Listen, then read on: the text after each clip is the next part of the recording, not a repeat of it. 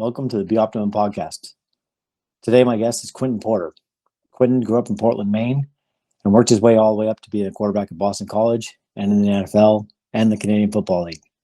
He now runs his own business, and we're going to talk about every step of the way from high school in Portland, growing up, youngest of 5 kids, to what it's like to be in the NFL, what it's like to play college football, for us that didn't make it that far in our athletic careers, what that journey is, also what that's like and what it taught him, and then what he's doing today. So I really enjoyed the conversation, and I hope you enjoy as much as I did. Thanks for watching. Yeah, let's see. Is this a decent view here? I'm sitting on my couch. That's awesome. Looks good. This works? Yeah. Nice. How are you? I'm good, man. Yeah, just my 5-year-old just turned 6 today, so we went out to eat, and I had a little sushi, and it was nice. It's crazy. I see every once in a while I'll see a stranger in the store with like a little kid, and I'll be like, "Don't blink." It goes by so quick. Right? I know.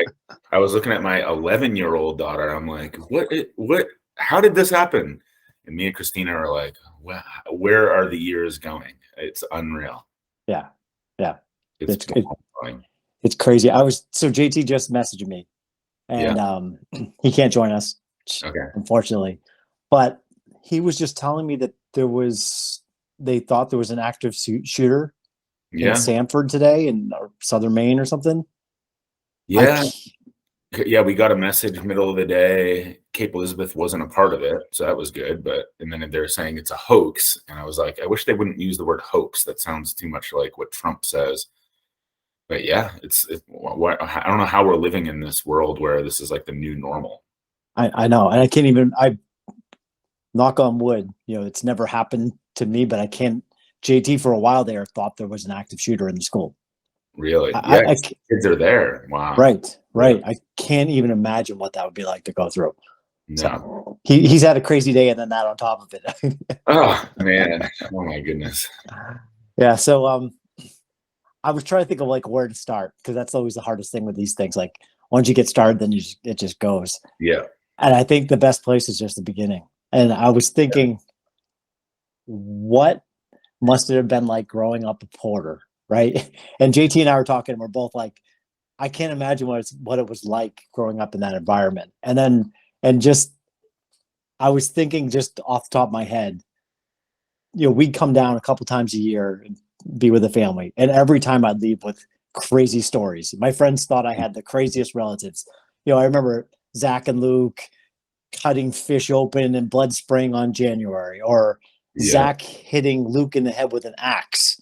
I don't know if do you know that story at all? Yeah, I remember that. Yeah. I witnessed that, and it was always something crazy. They introduced me to heavy metal music, It was always something. I know there was, I look at Mike and Corey, they were quite a bit older than I was, so I wasn't really a lot involved with them. It was more Zach and Luke.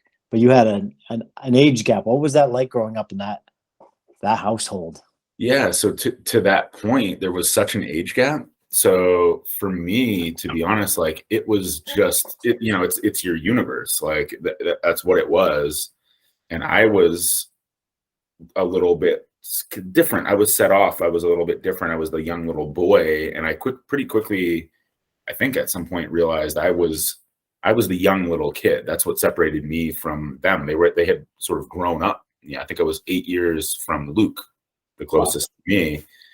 And in some way, I think that probably really helped me. But I also was exposed to the type of thing that you're talking about, with all these crazy stories and the things that would happen in such a dynamic family environment, But that was normal. And then I wanted to break out of that. I was like, I'm something different, but it wasn't anything that I did. It was more like, maybe I'm something different because I'm the young little boy. I can do this. And I would sort of, I kind of carved my own little life outside of the craziness of the Porter family. But looking back at it as an adult now, man, I wouldn't trade any of it. It's all so fun and crazy and wild. And you got my oldest brother, Mike, became a police officer who loved to beat up on guys, and he's a tough dude. And you got like Luke, who's a sweetheart, but yet like the all-state wrestler, and I was hanging out with kids in the West End who grew up in these multi-million dollar homes, and just kind of like, what am I? You know, like at some point I wanted to figure out, what am I? How, you know, I think being separated by age helped me maybe kind of try to go find something that was outside of that crazy family dynamic in a good way, but just in a way that was like, I'm something else. Maybe I'm going to try something else. I don't know. Maybe I'm something unique. I have no idea, but I look back at that and I can remember going up to see you guys when we would go visit you guys in, you know, Brewer and at Damascotta, and always thinking the same thing about you guys. I thought you guys were fun and crazy and awesome. So I don't know. I guess it's just whatever your perspective is at that moment as a little kid, you kind of take it for what it is, I guess. I don't know. But I would trade it for the world. That's for sure. Yeah. Then the other thing JT brought up, he's like, you got to talk about ball golf. Yeah. And it's this crazy, for anybody that doesn't know what that is, it's this crazy game that we invented at the camp. And it makes me think of your dad. Yeah. I think the second year we had played the game, and your dad came to me and was like, I think we need to adapt the rules. And he had like clearly been thinking about strategy, and they were all great recommendations. But I'm like, I remember having the thought like, oh, he's taking this to a different level. Yeah. The ultimate competitor, you know, like, man, I remember ball golf, and I remember being too young to participate for some years, and then being able to participate, but looking at my dad, who's like throwing whatever the object is towards the goal and taking it so seriously, and not to get too serious in the moment, but like I remember sometimes I was playing basketball, right? So I had been, you know, all state in basketball in high school, and probably like my sophomore year, somewhere around there, where we're playing at one of these local basketball courts, and my dad takes it so seriously, right? Like he's going to murder these guys on the basketball court. And I remember being like, I'm pretty good at football, and my buddies that I was hanging out with at that time, like, could care less about sports. And I was like, and we lost, right? We lost on this little Reiki game, pickup game. And I remember and I said, what does it matter, Dad? Like, why are we, what's the big deal that we're losing against these guys? And he was like, no, you chose to spend your time doing that, and you win the game. If you don't win the game, you don't win the game, you move on from it. But if you're going to play, you win the game. And I was like, I can't argue with that. Like, if you're going to spend your time doing something and it is something that's competitive, let's win the game. Otherwise, what are we doing? We're just goofing around. And he wasn't about goofing around. You know, so he put everything into winning whatever that was, whether it was ball golf or basketball or delivering videos for the local video store, the quickest that he possibly could, and not get bent. You don't get bent out of shape about it if you don't win, right? So I remember picking that up. Like, he's right. If you are gonna do it, whatever it is, whatever it is that you're doing in that moment, you're gonna do it, and you're gonna do it the best, and you're gonna put everything into it. If you don't, move on from it. If you lose, move on. But in that moment, if you're gonna do it, and I remember that's literally one of the biggest things I've taken from him in my entire life, for sure. He was definitely one of the most formative male influences probably in my life, you know, Wow. you know, my father, and then there's, you know, uncles, and he's definitely near the top of the list in that one. And the thing that I think of, I remember we were some family get together, and everybody got together and play basketball. And I remember he pulled me aside, or I don't even know how the conversation started, but he said to watch people taking warm-up shots. Mm-hmm. He said they'll take the shots they want to take that are a low percentage. And he's like, I'll let them take those shots. Yeah. Because those are the ones they want to take. Right. And I remember just thinking, this is a different level of thinking about strategy than I've ever thought. Like, the game hasn't started. You know, yeah. For me, it was just hustle and play hard, and the game turns out it's like, oh wait, he's analyzing this at such a different level. And I felt the way he conversed with people in the family. There was so much more happening behind the scenes in his head, which, yeah, what does that make you think of? Like what do you, yeah, talk about his influence a bit more, if you don't mind, because I miss him. Yeah, I miss him too. And thanks, man. I appreciate that, man. Like we could spend a whole hour talking about this guy. Obviously I lost him. I was 19 at BC, and so unexpected. But after he had passed away, we had found basically a book that he had written, handwritten, like hoping to publish it someday. And it was about swimming holes in Maine. A whole, each chapter is about a different swimming hole that's in Maine. And we had been to many of those swimming holes, but the starting point of the book, right, the intro or whatever you call it, like the prologue, is humans have a need to create, procreate, and recreate, recreate. And the recreate part for him is, we think of recreation as like totally goofing around, like having fun. And going to a swimming hole is having fun. Going to a basketball court to play a basketball game or playing ball golf is recreation. But it's just as important as creation and procreation. And he kind of frames that out. And so, to your point, I think what one of the things that kind of defines him, which I think had an impact on me too, is even something that we might call recreation really meant as much as creation and procreation meant, because it's a really important part of what's needed in here. We're driving, we're competing, we want to play, we want to do this or that, and you want to think on different levels to figure out how you can win, right?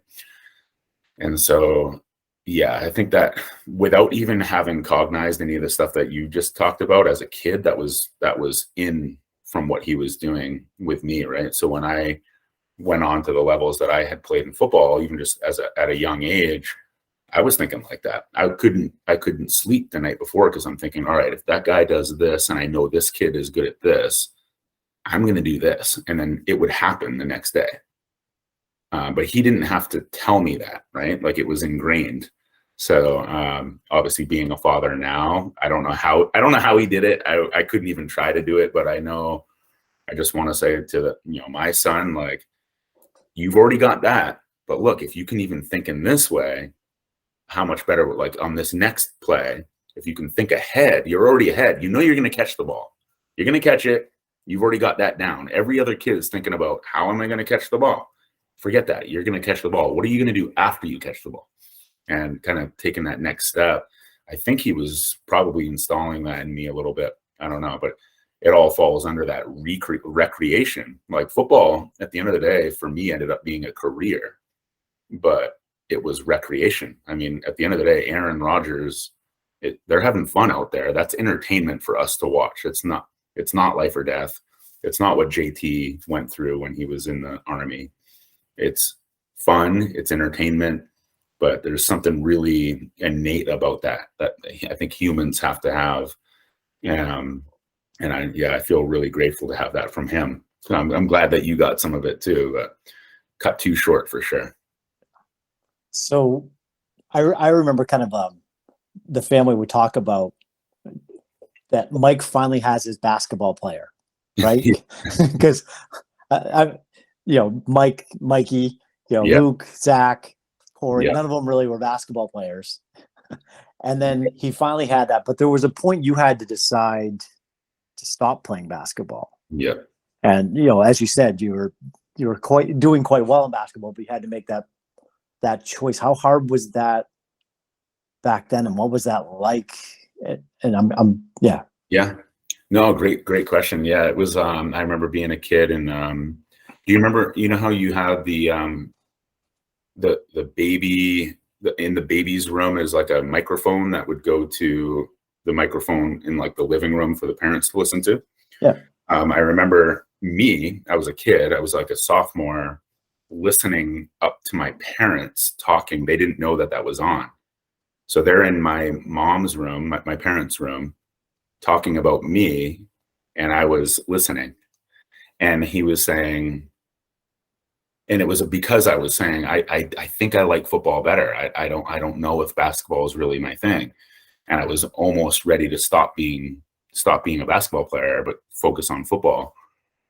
And I could hear their conversation. And I remember him saying, so they didn't know I was listening to this.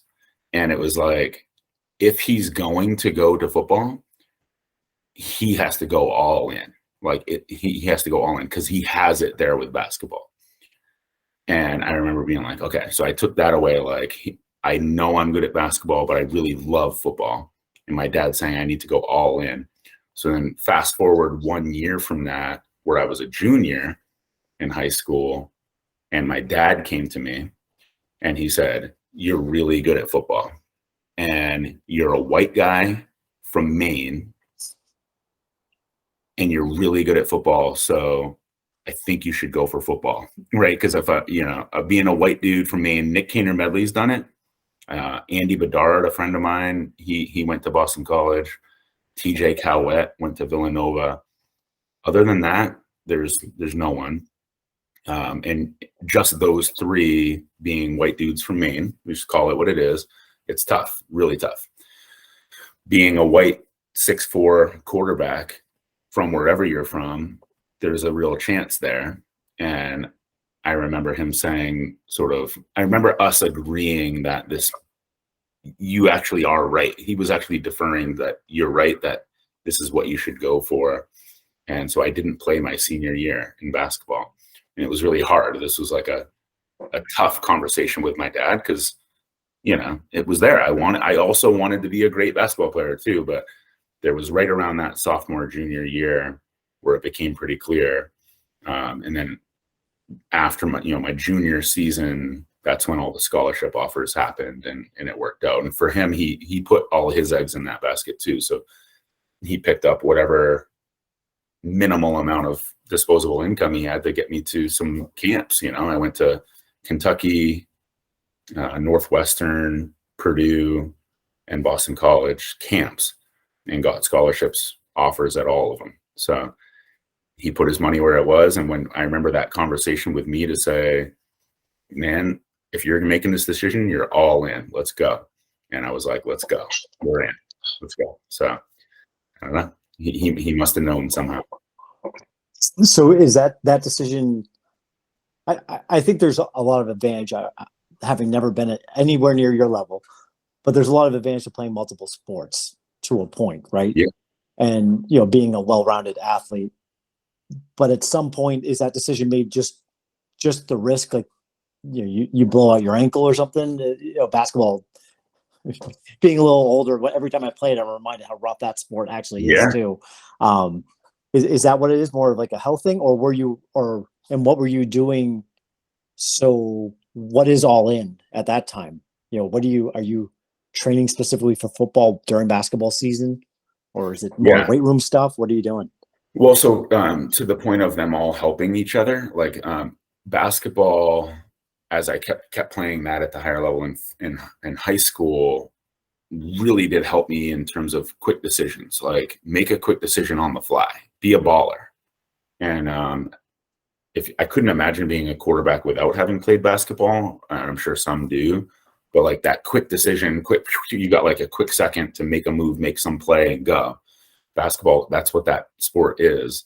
So I think it really helped me with that. But no, so when we made the decision, so for one, I had like it's called jumper's knee, like a patella tendonitis that was really bothering me. And I was going to be, I was the 6'4", 6'5" guy on the basketball team, the only one kind of above the rim dunking. So my role would be to run up and down the court and be jumping and dunking. And it was getting worse and worse. But by the time after that my junior season, my junior year summer, which would make me then be into senior year, that's when I got the scholarship offers. So I had all these scholarship offers, and then it's kind of like, why play another basketball season and have this knee problem and potentially be hurt when I've got 4 years of a full scholarship sitting there. So it was a pretty easy decision. And there was some issues with the basketball coach. he was kind of a jerk at Portland High School at the time. But it wasn't that, once I had those scholarship offers, it wasn't that tough of a decision to make. It was more before that to say all in. And so to answer your question about all in meant, and dude, this is even before, so probably around 8th grade, 6th, 7th, 8th grade, it got into my head, this burning, literally burning inside of me, saying, I want to do this. And I wasn't sure if it was basketball or football, but I was thinking football, and it was burning inside of me. Like, I need to do this. Like, my brother Luke had been at Maine, so that's, he had scholarship to Maine. But I would wake up every morning, 6 a.m. School would start at 8, and I would get at least an hour of training in some sort of training, throwing into a tire, push-ups, calf raises, whatever it was, every single day before going to school, all the way up through high school. Because I knew if I worked harder, if I got an hour of work busting my balls before school, then went to school, then did practice like every other kid does, how are they going to be better than me?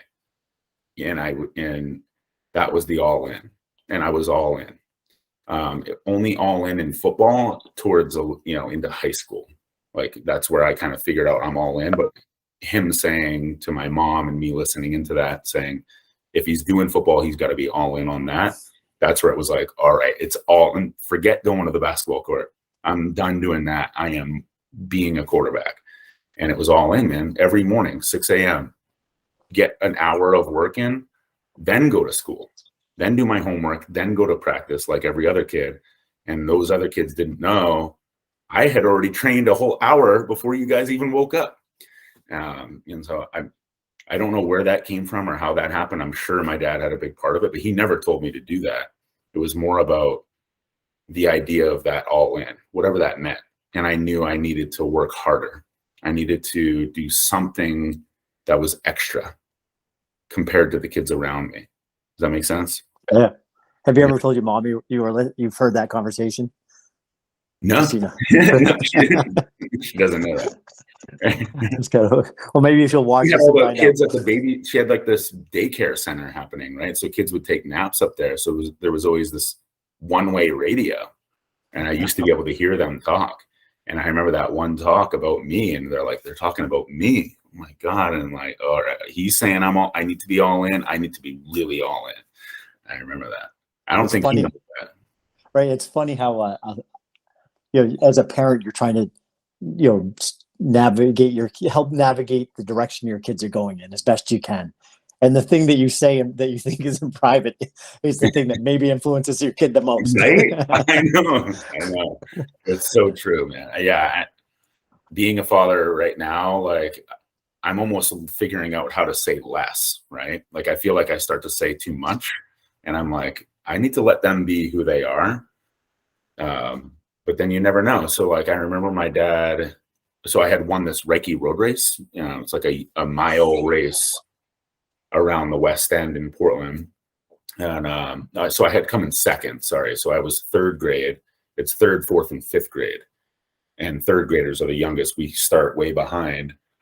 But you go through the neighborhood and you come around. The whole school's out there. The whole neighborhood's out there. It's just kind of a big thing. But I'm just kind of running, and I'm passing people. And I'm like, I think that's a 4th grader.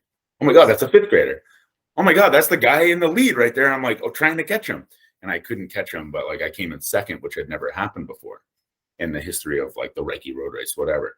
But that night, so this is the thing with my dad. We're talking about my dad and the influences there, and me being a father, thinking about it, is like, all he said to me was, your body has something special. So if you want to do something, you got to go for it, because you have it. It's there. And good night. Love you. Kiss, good night. And I'm like, okay.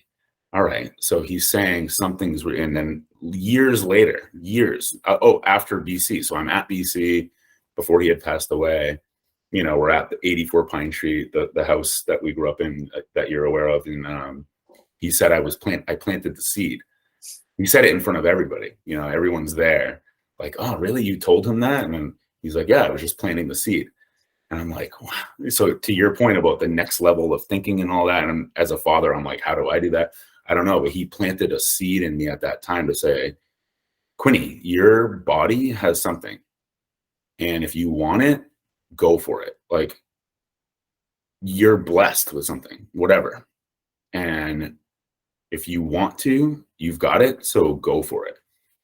And then good night, you know? And that stuck with me forever. Like these little seeds, you know, that I only hope to be able to do something like that as a father. But yeah. Was there a point, so the race obviously, but beyond that, like where you kind of realized that you were at a different level?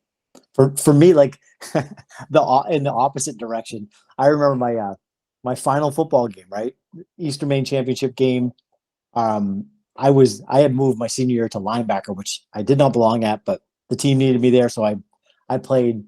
And I remember we had lost the game. It was a close game, and the coach came up to me and said, the other coach took him aside and said that basically their game plan was to go at me. They're like, they have this little linebacker in the middle, and that's our game plan. We're going at him.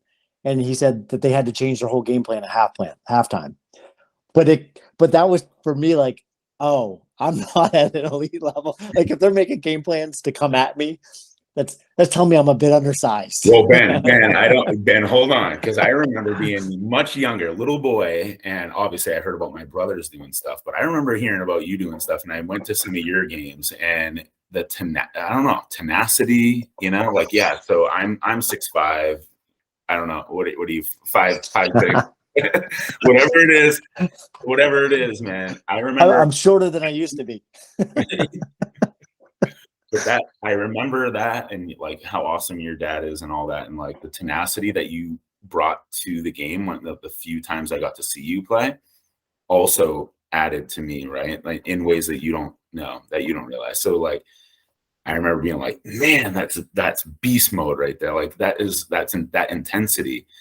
And Luke, love Luke, great boy, great man, but he's not tenacious.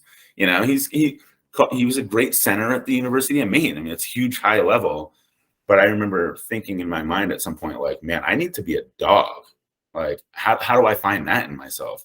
I definitely saw it in my dad on the basketball court, but you and also Josh, or am I right? Josh, right? Yeah. Beast on the field too. And that tenaciousness, like a little Rottweiler or a little pit bull. Like I was like, that's something that, you know, you see Tom, obviously the best in the world. Tom Brady's a 6'5" slim guy that's got a lanky arm and can throw it, but he's an animal. And that type of animal mentality, somehow I had to find that. I knew that it needed to be there, but I didn't know how to find it. And you were in my mind for sure as that was developing in me. I know we had so we had a pretty good football team. Like I said, we went to Eastern Maine championships my senior year, and by far our best lineman, who went on to play at Maine Maritime and did really well as a lineman over there. And I remember Luke telling me after the season, yeah, that guy, I pancaked him in the Lobster Bowl game a couple times. Luke was, I would not want to be a lineman especially a high school level lineman, having to line up across from Luke. That's true. Yeah. Well, he went to Nebraska in this wrestling tournament and beat their number one wrestler. So yeah, I mean, he had it in him too. That's for sure. And I do remember one Luke memory. So he's at the University of Maine. I want to say probably junior year-ish. Somehow he invited us over to his dorm. So my roommate and I went to go to the dorm, and there was this big guy in the elevator. We get in this little tiny elevator to go up to the dorm, and there's this big guy in there, another football player. And he looks at my buddy, and he's an intimidating looking guy, and looks at my buddy and goes, "Nice eyes," right? And we're both shitting our pants, like, what's going to happen here? And he's like, "Who are you guys here to see?" And we're like, Luke. And this big scary guy was clearly intimidated by Luke. He's like, "Oh, Luke's a big guy." Yeah. Like Luke was as nice as he is, as nice of a guy as he is. I think he could bring it at his own level of tenacity. Very true. Yeah. So is there a point though when you realized that you were a different level, like that you were destined to more You know, I'm talking like high Yeah. school earlier on, that when you. So I'm not sure in the context of your podcast, Ben, but not to get too, I guess, like ethereal or esoteric or something, but Go for it. let me give you one thing. So this has been something I've thought about a lot, and I don't understand. So my sister Corey had me mowing her lawn in Gorham. She had a house in Gorham, and I was a sophomore in high school. No offers on the table yet from any schools except Maine. Maine offered me when I was a freshman. So I had that. And I knew I was good. Clearly, like every game was going well. But nobody from Maine had ever had D1 offers, let alone a quarterback, right? So this is kind of a crazy idea to think that you would do it. And I'm driving the tractor, like the little whatever lawnmower thing, in the middle of the summer. And I am thinking about it, and I'm thinking about Florida State for some reason. It was like, I want to go to Florida State because it was like Peter Warwick and it was, Warwick Dunn, their big quarterback guy. Can't remember his name now. He played basketball too. Charlie Ward. Yep. Those years. And it was, and I'm like, I want, that was my mindset was I want to go there or Michigan or something. And then I don't know what happened, but I stopped the tractor and I hilariously laughed to myself about how funny it was that I was going to actually go do this. And it was going to happen. As like, it was so true. Like it was, holy shit, it's going to happen. It is. I can't believe it. It's actually going to happen. But there was no reason for me to think that at that moment, right? But it was true, truer than true. And I was laughing about how funny it was that no one knows, actually, none of these people, not even the adults around me, no one has any idea that I'm about to go get a D1 scholarship in football as a quarterback and go play at those highest levels. And no one knows it. This is hilarious. And I stopped the tractor and I cracked up laughing and couldn't stop myself from laughing about how funny it was that no one knows I'm about to go do this. So how old about were you? Sophomore year. So this would be my summer going into sophomore year. So it would be 16. And I was like, oh my God, this is so funny. I'm going to go do this. And no one knows yet. Wait till they see. And it was true. Like, I don't know, The Secret, that whole thing, the book, The Secret. I think that's a lot of that's kind of BS. I don't think anybody should be like curing cancer because they think that they can cure cancer or any of these ridiculous ideas. But something about me knowing that was true. Did I know it was true because I saw the future? I don't really know. I think it's that the feeling of that being true to me made me then go make it happen. Does that make sense? I don't really, and I can't take credit for that. I don't know where that comes from. I think it's from God. I think it's from whatever. But somehow at that moment, I remember being like, oh my God, I know something that no one else knows and it's going to happen. And I can't wait for them to all see this. This is going to be awesome. And then it did. So I don't know. I'm just saying that's when I knew I'm on some other level right now that hasn't happened in the history of Maine before. What happened after that, by the way, we can talk about like my career ups and downs. I'm not Tom Brady. Let's be honest about that. But at that moment, I had done something that Maine had never done before, and I knew it before. Why? I have no idea. And of course, I would want to, at this point, say, okay, tell yourself you're going to be a millionaire because you're going to sell this and that and make myself believe it, and then it's going to happen. I don't know how to manufacture that. I haven't figured that out yet, but I do know that when I was a 16-year-old boy, I knew it. And 3 years later, it happened. And when it happened, I was like, yeah, I already knew. And we were flying back, like me and my dad are flying back from Purdue. And I had gone to Northwestern and Purdue in Kentucky. So I went Kentucky, Purdue, Northwestern camps. Each one offered me a scholarship. So we're flying back. And that doesn't happen. You don't go to camps and they offer you a scholarship. It's very rare. But I was already there knowing it. Like I had already known this. And come flying back, my dad was like, Quinton, do you know what's just happened? Like, do you get this? And I'm like, yeah, I've already seen this, Dad. Like, you didn't know? I already knew. Isn't that weird? So I don't know what to say about that. I'm not like, it's not, I don't know, nothing special, but I think this happens. And like, so I think Tom Brady knew. And I think it was Tom Brady knowing in his head this was going to happen that made it happen for him. So I don't know. We can talk all day on that, but all I know is I sat on that tractor that day and knew and cracked up laughing that no one else knew. I would, not to throw shade on any of this, but I'd say that there's hundreds of thousands of kids that think they know True. and then don't go anywhere. Good point. Good point. Very good point. You're right. I'm sure that's the case, but it was something like a knowing it to be true and feeling it already as being true. And so when it happened, it was like, yeah, this is going to happen. I don't know if that does happen.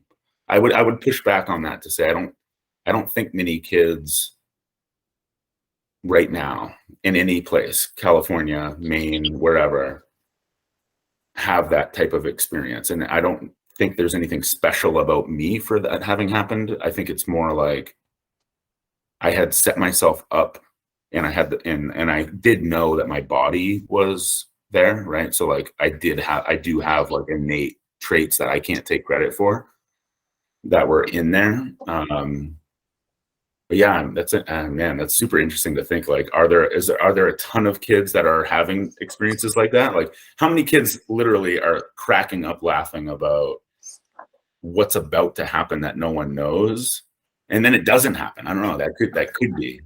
I think there's a level to, you kind of knew that you're already willing to put in the work. Your body has a certain level. You're seeing some talent, and I'm willing to put in the work. Yeah. And you're already, I'm guessing you're probably already starting to, whether you recognize it or not, starting to separate yourself, not just physically, but just with your work ethic and what you're willing to put in. So there's some of that probably going on too. And probably the level that you believed it probably doesn't happen, because, as much as I might have thought, yeah, the NFL is my future. Right. Well, if I'm being completely honest. Yeah. If I made it be as rational as possible, I think that type of energy that made me crack up, like internally laughing about how funny this was, made me also be able to wake up at 6 a.m. with a ton of energy. Like it wasn't like alarm clock goes off and I'm like, oh, I got to do this. It was like alarm clock off, I'm up, let's go. I am going every day before school. And I think I just kind of knew if I was doing that, and I'm already kind of better than these kids, I'm just going to keep going better. Let alone, okay, sorry, but then you go to Boston College and you play in the Big East. Then we transitioned into ACC, and oh my gosh, those kids I was playing against, Matt Ryan coming from Pennsylvania, those levels that they're at, like they were sleeping and breathing this since they were kids. There's a whole other level. So I didn't even know that, right? But I just knew at the level I was at in Maine, there's no way these kids I'm blowing past them. But yeah, it's an interesting thought for me because I'm as a father now with Easton. So my son's 8, and I try to just say, like, you got to believe it, man. Like, if you can get yourself to where you believe it, and your body's going to be what it needs to be. If your body's not where it needs to be and it's not what God gave you, then okay. But at least if you can believe it, if you can see it, then it can actually happen. If you can't see it and believe it, it's not going to happen, right? So like you drop back, right? So being a quarterback, you've got 2 seconds to be like, what's the defense? Okay, here's the throw. I'm going to get hit, right? In that 2 seconds, something has to happen. And if your mindset's already like, it's going to happen, then it does. Like, so you'll watch the film later. I'll watch the film of the game and be like, I don't know how I did that. Like, I can't explain to anybody how I went and saw here and then here as I'm getting hit and I threw like a spiral right to this guy. I didn't think it wasn't that. It was like a machine at that moment. But I think the machine was because of that predetermined belief. So I look at like Aaron Rodgers, he's my favorite quarterback, and he's got an insatiable belief in himself. He's my least favorite quarterback after this weekend. Least? Oh, really? Yeah. Honestly, I'm a Cowboys fan, unfortunately. You're a And what? I'm a Cowboys fan. Oh, And man. I knew ahead of time. I told my wife's a big Packers fan. She's an Aaron Rodgers fan. And I told her ahead of time, I'm like, Cowboys will find a way to screw it up because Aaron Rodgers always beats them. Sure Very enough. true. Well, Aaron's just so for me, Aaron's played the highest level of quarterback that's ever been played. He has played that. Obviously, Tom's career and Joe Montana, the better careers. But as far as the quarterback position and the ability to throw the ball, he has an undying belief in himself. What do you think? So you're somebody that has been taught technique, and teaches technique. He throws off the wrong foot all the time. He does a lot of things. When you're teaching young quarterbacks, you don't use Aaron Rodgers. Right. No, actually, his technique is actually really good. It's just not what you would want to teach because you have to be okay. So you have to learn the fundamentals. It's like trying to teach a young basketball player, here's how you do a 360 dunk. You wouldn't do that, right? So, or here's how you do like a dribble between your legs, step back, fade away J. You wouldn't teach that. You've got to learn how to hit a J. Like, I've got to hit a jump shot. This is how you do it. Once you're really good at that, then learn how to when you fade away, you're still using leverage, but you're still fading away. Aaron's just at a whole other level. So his technique is actually beautiful. He holds really strong on his back foot, and he's generating, it doesn't look like it, but he's generating a ton of power off his back leg and through his hips. And being able to whip this kind of thing is like, it just comes out because it actually is perfectly technically sound, but you just couldn't teach that. You have to get through the initial fundamentals and then be able to get to a level. And Mahomes, same thing. So you would never teach Patrick the way Mahomes is doing things. I would never show a quarterback how to do that. But they've already gone through. Like, Aaron can, of course, take a 5-step pitch, ball, throw, like perfect technique. He's at a whole other level. But yeah, for me, it's Aaron. Looking at somebody like Aaron, even Tom and Patrick Mahomes, there's this undying belief in themselves and intense competitiveness. And so I think something like what I had as that little laugh to myself as a kid, and granted, I only reached, this level, they're up here. I think they have that all the time. I think that's something that's in them, that they're like, I know I'm the best, that everybody can talk about whatever they want to talk about, but I am this great. And I can't wait to show people how great I am. And that's always a part of them. So I saw it with Matt Ryan. I got to know Matt Ryan really well. And, if I'm at this level, Matt's at this level, and you got, Tom and Aaron. But Matt was he was like a baby almost, total blank mind, competitive, going, it doesn't matter. He could make the worst mistake ever, and the next play, all of a sudden he's driving and scoring.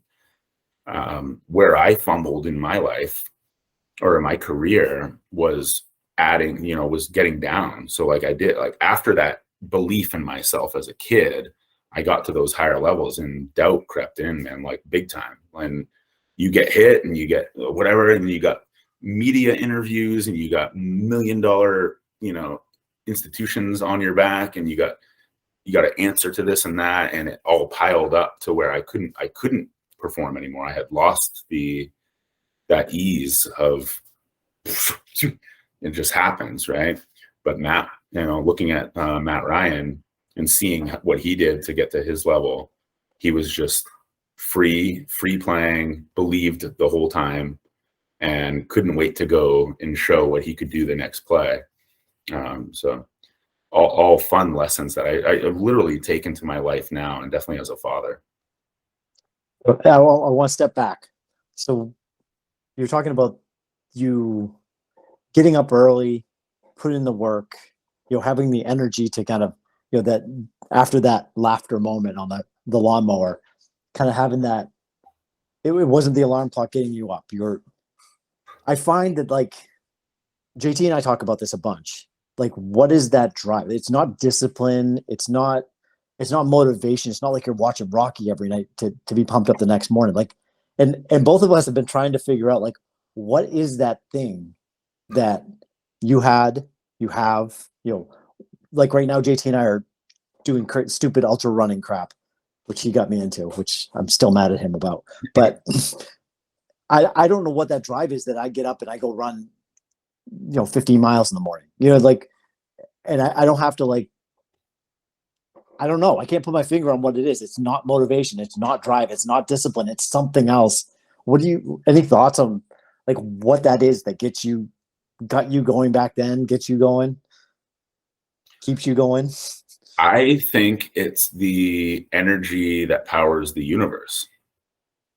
Kind of let that sit for a second, but I really do think that's the case. So whatever it is, whatever this is, whatever's powering this whole thing, what we're rolling around on a ball in the universe. This is weird. What is this? Why are we here? Why is there this energy? What made there be these humans with these brains and all this, right? No, I have no idea, nor do you, but something about that is energy. Like the basic sense of that is energy or frequency or something. And as long as so the energy that drives that type of thing is a non something. It's not a something. Like the more that we add on is in the way of that. It's already there. It's already a basic thing that's there. So like you've had kids, I've had kids, right? You watch the baby is moving, the thing's going. You can't get it to sleep. And it's going to wake up when it wants to fucking wake up. And we're the same way, except we've added too much. We've added so much. And then we've added so much to where people are depressed. Some people so what you're talking about and what that, like, alarm clock's up, here we go, we're going. It was because I was driven towards something. I had some sort of a purpose. The purpose could be health in my life at this point. It could be, I need to just expend this energy that's inside of me because my current job's not doing it. Like, I need to expend this energy. All this is, whatever this is, all this is energy, and it's moving, it's going, it wants to go. So I think, to answer your question, that's the natural state. The natural state is get up and go, man. We were hunting antelopes to get our family fed not too long ago. And those guys didn't like sleep in and get lazy and be like, I don't want to go and hunt the buffalo today. We had to go. Let's go, man. This is our livelihood right here. That energy is in us. So I don't know. I feel like that's the natural state. And I feel like humans, especially nowadays with all the stuff, all the social media, everything that's going on, all the pressures on us because of, finances and whatever it is, are adding on to that and quell it. They crush it down. So I don't know what it is. I think it's God. I think it's energy, capital E, energy. And we are that. That's what it is. That's what this is. And so if we can kind of just get out of our own way, that's happening. It's going to happen. It's only us adding on to it and muffling it and complicating things that really does. And I've been there and I've got friends that I'm like, how can this guy sleep until 2 p.m. every day? This is unbelievable. And I'm like, oh, I get it. It's because he's got nothing to go for and he's put so much on himself. I'm like, get out of your own way, dude. Get up. It's there. You've got the energy. You eat the food. The food gives you energy. We got the energy from the sun. Look at this thing, man. It's happening. And it does. It happens. That energy is there. I don't know what we call it. This is probably something we can hammer on in later podcasts. I don't know. It's the basic state of the universe is energy. That's why we're here. And that's what gets us up, man. And you got to have something to go towards, whatever it is, even if it's just, I want to feel better. So here we go. I think that's an awesome answer. Purpose is, I mean, that rings so true. And I can't help but see the parallels to what we were just talking about with football, right? Like when you picked up football, when you started football, high school football, it was just flow. It was just, Yeah. and then it piled on you. I piled on so much. The natural state of you playing football and enjoying it weighed down and affected your potential. Yeah. Yeah. I would say absolutely. Yeah. I And I don't don't think want to get I've ever. I don't want to get to the No, end of the no, career. I'm I still happy to talk about it because I luckily, so I come from a unique place of having been at some, and I've played at some of the, I will be honest to say I've played at some of the highest levels. Like I've the done, highest level. yeah, I've done things that are as good as a Tom Brady or an Aaron Rodgers have done, but I've also been on the complete other side. So I've folded in games before, and I've had the feeling of what it's like to fail in front of millions and be taken out of the game. I mean, it was horrible. It was like a death. But I know what was happening. What happened was I added so much. I couldn't sleep the night before. I was thinking about all the things that had happened in the practice the day before and how the coach yelled at me about this and what the media is going to ask about this and in the stands, who's watching and what's going on and my draft status is this. And it was all these million things. But then I realized when I got to see Matt Ryan, honestly, I realized he's not thinking about any of that. That's not even coming up in his mind. In his mind is, how do I get the ball completed to somebody on this play? That's it. There was nothing else. He was, in a very good way, he was dumb, like stupid, like a baby. He was like, it's just fresh, So I've been in that fresh mindset. It took me later in my career. So by the time I went up to the CFL, that's where I played my best football ever. I had given up. I was like, I'm done. Okay, I'll play a couple years, whatever. They're offering me 120K. Okay, sounds good. Let's just play, whatever. And gave up. Didn't care. And when I didn't care, I'm like, it's back. There it is. Like, oh my God, it was that natural energy. It was no problem getting up in the morning. But yeah, it's all the adding on of these extra things, which we do. I think it has to do with like something in the front of our brains because we got this reptilian brain back here, which is instinct. And that thing can go, man. Like that's like any other, you see a animal like I don't know, a cougar or some lion, that they're just instinct, right? That's how it is. And that's what we have, but we've added this thing here.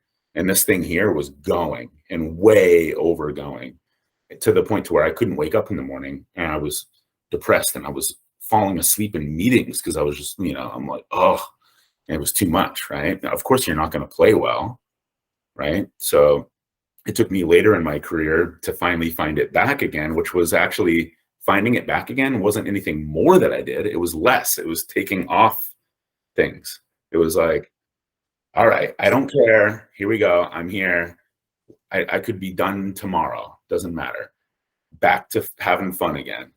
And then all of a sudden the balls are spitting out of my hand and they're saying, oh my God, Quinton's amazing and whatever. And then you go back to like the ego is like, oh yeah, now Quinton's amazing. Now I've got this pressure on me. And then I go back. And so like, yeah, it's like this like ebb and flow, which I try to tell my son now because he talks about it. Like he's like, I'm really good, but that adds pressure. I'm like, yeah, but dude, don't worry about it. And all that you can think about is what you handle. Nobody in my life was able to tell me these things, right? So I had to live through it, especially because my dad had passed away. But yeah, at the end of the day, whatever the pursuit is in somebody's life, it can happen. It's going to happen if you put your energy there, and the energy is there. If you direct it to there, it will happen. It will go there. It's that we add too much on. That's kind of the lesson that I've learned through in business right now. I'm like, all right, whatever. Let's have a conversation. You want to do a deal with us? Let's do a deal with us. Like, I'm not trying to I don't care about my numbers at the end of the year. I'm having the conversation with the person. I'm not going to make those mistakes again of adding so much on to what I had done. And, that brought me down in my football career because I was right there. I was in the NFL. But I added so much. I added way too much. And I put it all on myself. And that feeling is the feeling of depression. It's like weight on you. So you're depressed. And I'm done with that, man. No more. it's energy, it's moving, and let's go. Yeah. That's awesome. Yeah. So was BC always the choice? Like, did you know, like, if BC is the one that gives you the offer, you're going to go there? I wanted to take the Purdue offer, to be honest. My parents, so I had Kentucky, Stanford, actually. Kentucky, Stanford, Northwestern, Purdue, and Boston College were the offers I was sitting on. But my parents sat me down and said, your choice, except if you choose Boston College, we can go to your games, and we would much prefer that. So I was like, all right, Boston College. And Boston College is, I mean, some of those schools are not slouches academically. No, I mean, you had to stay on top of stuff on that end too. You couldn't just be taking it easy in high school. No, yeah. So luckily, yeah, I always kept my academics.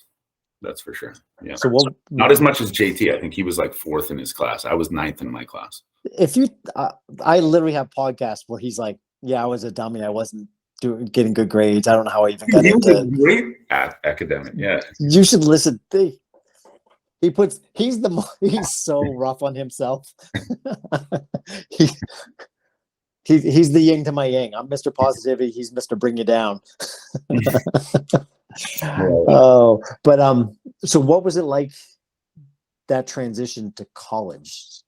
I just have a nice idea of what a Maine high school football playbook looks like, and then we went to a bunch of your games, and I remember we had a season pass one year, and Jeff, my stepson, he got to be a ball boy one game, and I remember him talking about like Kiwanuka. Like, he handed the gloves to Kiwanuka and just talking about how big his hands are. You know, you're clearly going to a different level of athlete, a much bigger size athlete. What's that like coming in as a freshman into that? Yeah. Total shock, like total next level. Well, for one was like, okay, so, when you call fades, go routes basically. And usually you have a post up the middle, right? It's pretty normal. Mm-hmm. In high school, we would call that all the time. That's one of the plays. You throw fades. And I was throwing fades, but they were getting intercepted. And I'm like, what's going on? No one would answer it, but it was because it was against cover 2.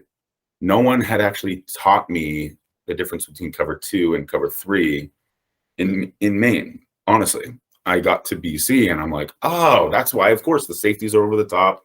I get it. So I'm literally starting from total scratch. I was able to do it in Maine because I would then, instead of throwing an interception, I would run. I'd make a play, but I couldn't do that. So the moment I got to BC, I realized couple quick times there was no making a play. Like, I'm not going to out athletic these guys. Like 1, 2, 3, hitch, ball, sack. And so I had to learn everything about how defenses work and how offenses go against defenses. And you go from a play in Maine, like I write 32 dive or whatever, or I write 22 fades. At BC, it's explode to trip straight, flip, H right, scat 322, stick lion, alert, seams. And then you're trying to figure out what all that means. Alert means you got to make a call. So we would always have a call that we'd have to make an address. So I'm literally learning this whole thing, which is actually the offense that the Bengals ran. It's the West Coast offense. Initially, it was the 49ers. So our under Walsh, I think. So Joe Montana's offense was the one that came to the Bengals, which is what we were using because our offensive coordinator came from the Bengals. So literally, I'm learning the West Coast offense. So that was a whole new language, right, to try to learn that. And then the speed, speaking of Kiwanuka, he's one of my best friends, Matthias. He is an exceptional athlete, right? So, like, I was a good athlete, but if I tried to outrun him, yeah, it's not happening. He's getting me so quick. So it was like probably the first 6 months of being at BC where I realized, like, okay, I'm not even close. These guys are super high level athletes, and this game is a super high level. And then of course you have to go to school and learn to school. So I ended up essentially having that be my curriculum. Like, I need to learn this. And my freshman year was just freshman year classes. Were you redshirt? Did you redshirt your freshman year? I ended up playing actually my freshman year. Yeah. So I didn't redshirt, but I redshirted my senior year because I got hurt. But they ended up, it was crazy because I remember calling my dad, this was just before he passed away, and saying to my mom and dad on the phone, back when there was like landline phones, it was like, I'm going to play this game, the first game, because they had the backup quarterback would play the first series of the second quarter every game. This is what the head coach did. And I didn't. They were like, you're going to be the backup. So I had beat out like 3 other guys. And I was like, oh my God, I'm not redshirting. I'm going to play this upcoming weekend against West Virginia.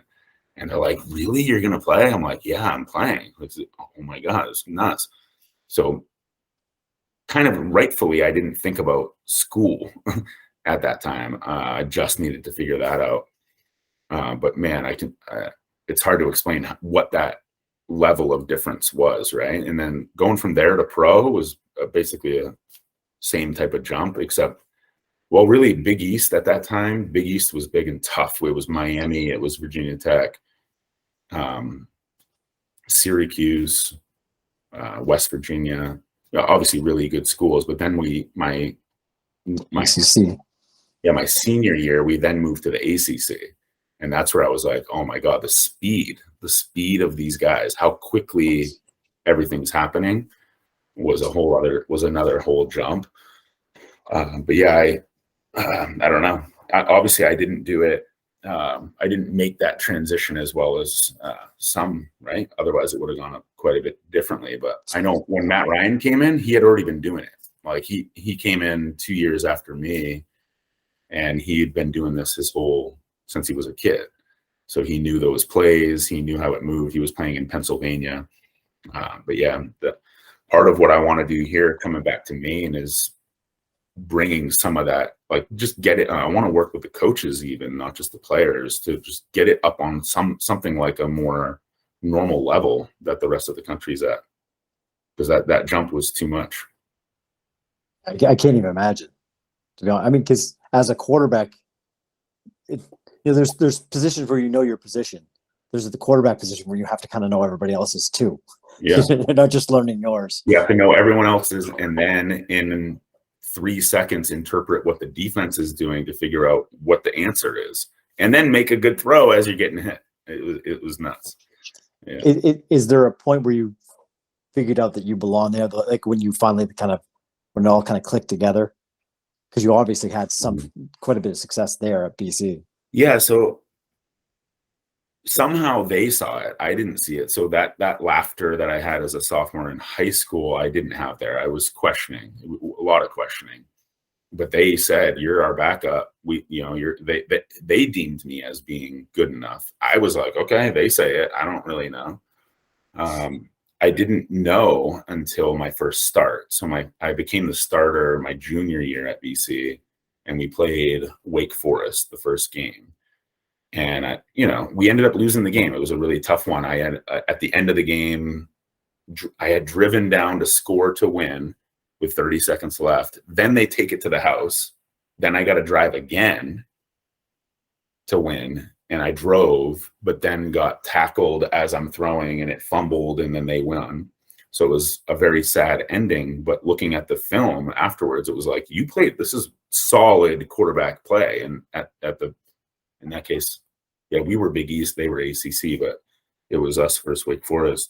That even though we lost, and by the way, that loss was, I had to go talk to the coach, and the whole organization of BC football comes down on you, like whatever. It was this huge thing, but I realized like that was a really good game. I threw for 300 yards. I had like 3 touchdown passes. Like I couldn't have done too much more, except I made a horrible mistake at the end.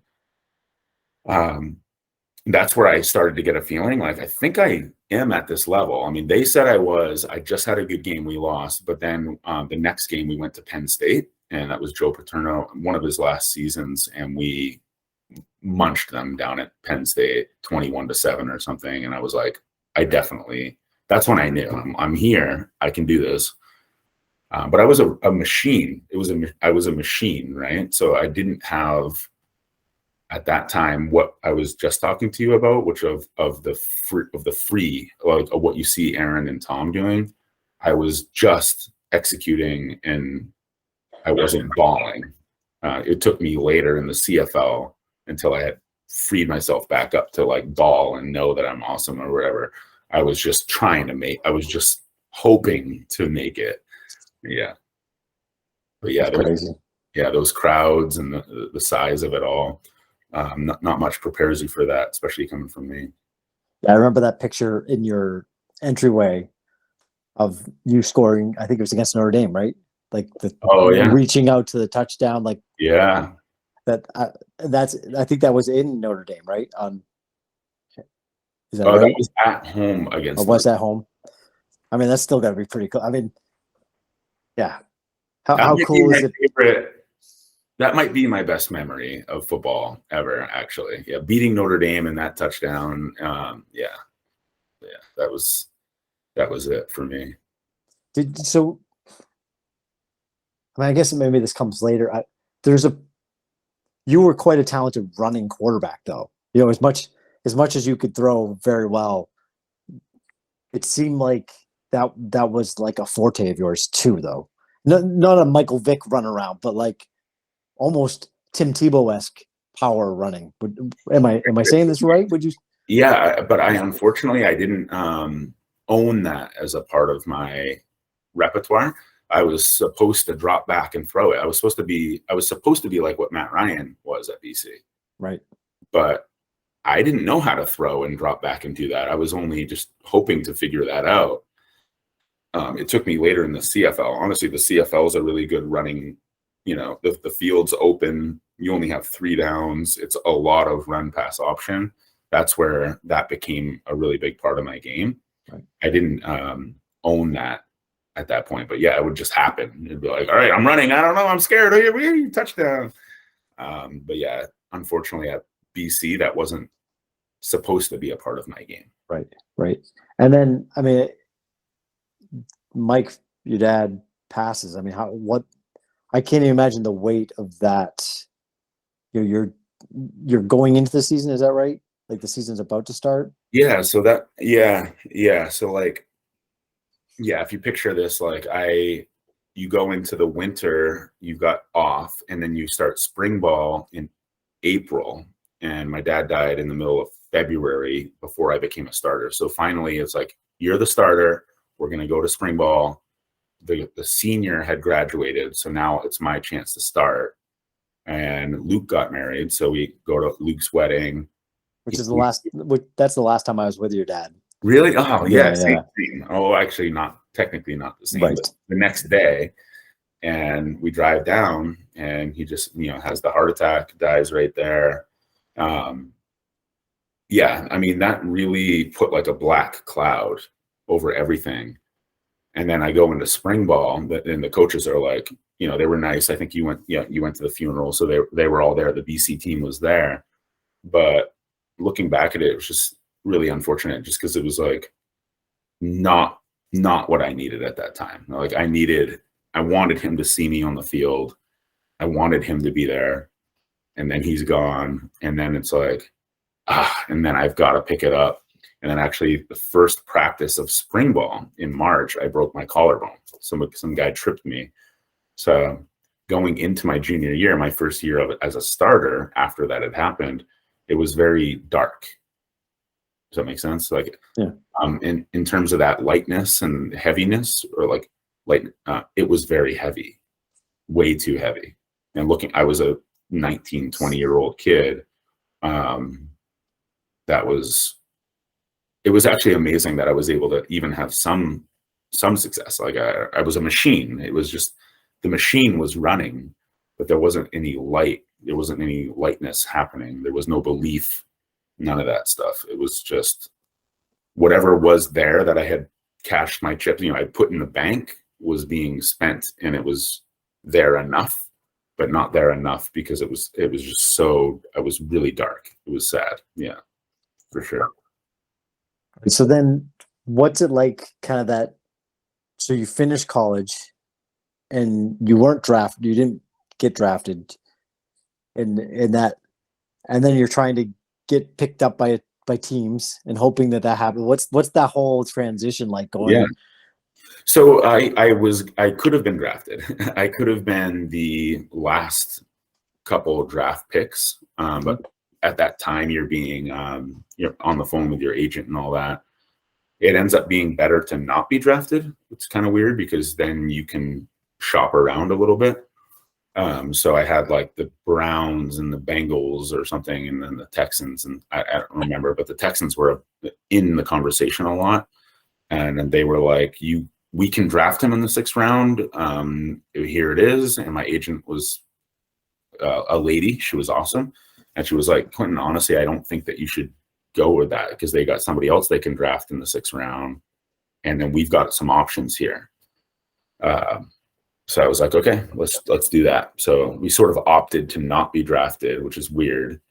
But then I had options. But yeah, it was kind of sad because like you got my family sitting around and they don't really know those dynamics, and they're like, "Oh, you didn't get drafted." I'm like, "No, it's okay though. Watch, I'm still gonna be in the NFL." And I'm really happy with the Texans picking me up. Like the coach that took me was awesome. The offer was I made more money than I would have had I been drafted, right? Because I had them bidding against each other, and it was great. So that dream come true, man. Like all that part, whatever I did enough in college, somehow it was really my senior year, those before Matt came in after I got injured.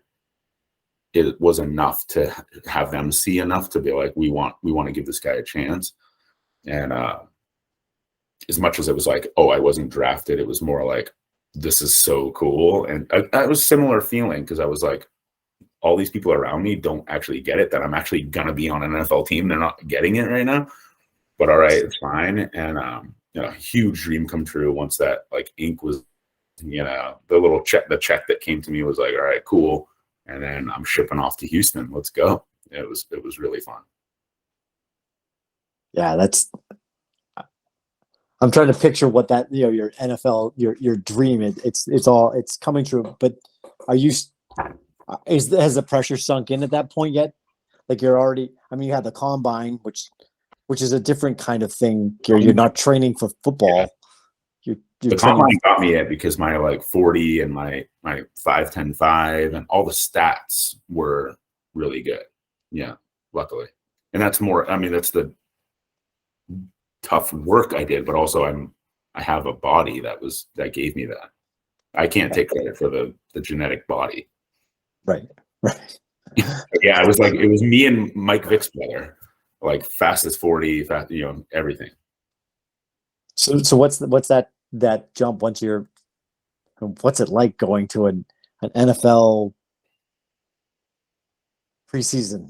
Like that I wish you're living every kid's dream. It was amazing. So one thing I did that was wrong, I just want to say, is I brought a friend of mine from Maine who wanted to come and move there with me to do commercial real estate, but never got a job. And I'm like, why did I bring him there? He was such a distraction. Anyway, we put him aside. When I got there, it was just like, here we go. Like I need to make the team. Like it wasn't like I was on the team. I was drafted. I got some bonus check, and some like stipend, but I hadn't made the team yet. And so you go into mini camp, and you play. Like I'm playing, and I was like, ooh, I actually did pretty well. Okay, cool. They cut another quarterback, so I'm like, all right, made that. Now we go into preseason, and I had the first preseason game. I was going to play the whole 4th quarter against the Chiefs. And I was obviously nervous as hell. The offense was pretty similar to BC's offense. Not the same terminology, but a lot of it was similar. It's Shanahan's offense, who's the 49ers guy. So Gary Kubiak he won the Super Bowl with the Broncos. So it was him. Kubiak is the best coach I've ever had in my entire life. And was a backup for Elway, so he got it. Like he would spend time with me. I'm like the 4th string rookie quarterback, undrafted, and he would like walk with me and talk with me. And it was so cool. just to learn from him. But so that's the first time. So my first preseason game, just to kind of bring it back to that experience of like the lightness, right? I was like, I don't care if I get cut. I literally don't care. I've made it here. I'm like, I remember my offensive coordinator coming up to me before the game and being like, how you doing? How you feeling? I'm like, where would we rather be, coach? Where would we, what would, he's like, I know it's pretty cool, right? I'm like, yeah, this is so cool. And just that feeling of like, this is so cool. This is so cool. What if nothing else in my life happens with football after this and I get cut, I'm okay with it because this is so cool. I've got to run the fourth quarter and try to win this game because they had the starter play the first 3 quarters. And so when I got in, I had that feeling of like, I don't really care. I don't know what's going to happen. I'm going to give it my best. And it was 5 for 5 right down for a touchdown. And I came off the field and Kubiak's like, congratulations, you made the team. And I was like, oh, God, and I cried. And my mom was there. So my mom had flown down. And I just remember being like, this is like that lightness of who cares, right? Like, let's just play was something that has been in my career. It's been missing. And that was one moment where I realized like, here we go. So I took that into the CFL. I ended up not being able to play in the regular season, but being on the active roster. I was there for 2 seasons. And then it was like, go to practice squad to the Panthers. And I'm just like, eh. But yeah, I remember that moment of of making the team, but not having that be a weight. So like, there was no pressure. It was just like, I've already kind of made it, you know? And if something good happens, I didn't have the feeling of like, this is going to happen, like anything like that. But it was like, I'm here. Here we go. I'm here. Let's go. Let's cut it loose.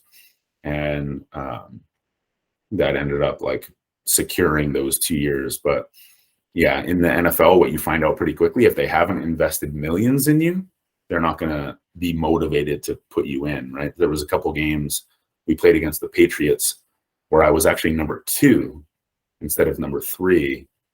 And I thought I was going to go in. They were even like, Porter, put your helmet on, you know? So I'm like warming up, ready to play, and didn't get in, but it was close. So anyway, yeah, it definitely all comes back to that feeling of like lightness, who cares, let it go, and let's go. Let that energy, and I had no problem with energy at that moment, right? It was just totally free. There was times at BC where I can tell you just getting out of bed in the hotel in the away game was crushing. Just to even get up to be like, oh my God, I gotta go play this game. Like, this is gonna be so hard. Some of them went well, some of them didn't. But the ones that were light, it always went well. Do you look back on that with some regret? Yeah, ton. But it's been 10 years since I've stopped playing, so the regret is going away slowly. But yeah, man, I regret how much extra I was doing in my mind and in my body and all of it. My soul was heavy.